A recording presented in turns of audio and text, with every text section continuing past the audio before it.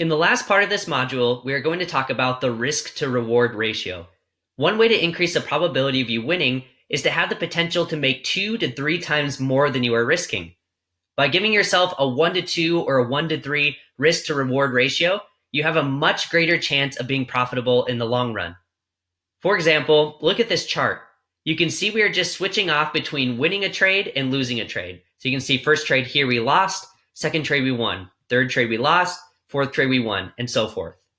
But you can see here that you're losing just $1,000 on each trade and you're winning $3,000 on each trade, which would be a 1 to 3 risk to reward ratio. So you can see how winning just 50% of your trades can be extremely profitable if your risk to reward ratio is 1 to 3. You would profit 3 times as much as you lost with this ratio by only winning half of the trades. This sounds amazing, right? You may even be thinking, well, I'm going to trade with a 1 to 50 risk to reward ratio and I'll be rich. But there's one problem with this. Let me illustrate the problem with an example. Let's say you use a 1 to 3 risk to reward ratio and you are scalping. Let's say you want your stop loss to be 3 pips, so your take profit would be 9 pips with your risk to reward ratio of 1 to 3, right? As you can see here where the market is, this is when you clicked on the buy button, but you can see here with the green line, that's where you actually entered in on the price.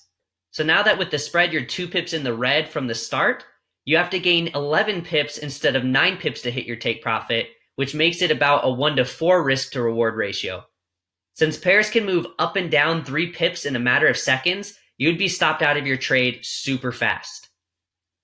Now, what you could do is reduce your lot size and then widen your stop loss and take profit and keep the same risk to reward ratio. But let's say you increased your stop loss to 20 pips down here. To keep the same 1 to 3 risk to reward ratio, you would need to put your take profit at 60 pips all the way up here. So before the market moves against you these 20 pips, it has to move in your favor these 60 pips or you will lose the trade.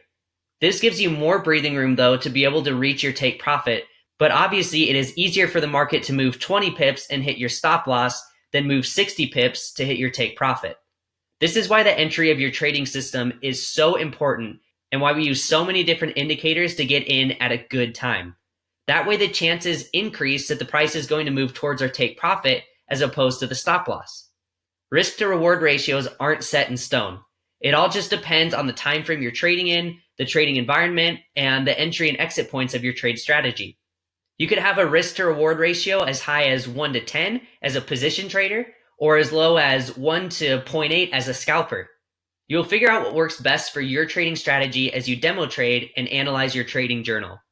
Hey, thanks so much for watching. Make sure you join our free Discord channel to get access to all the cheat sheets and a bunch of other cool bonuses. The next video in the course is right here.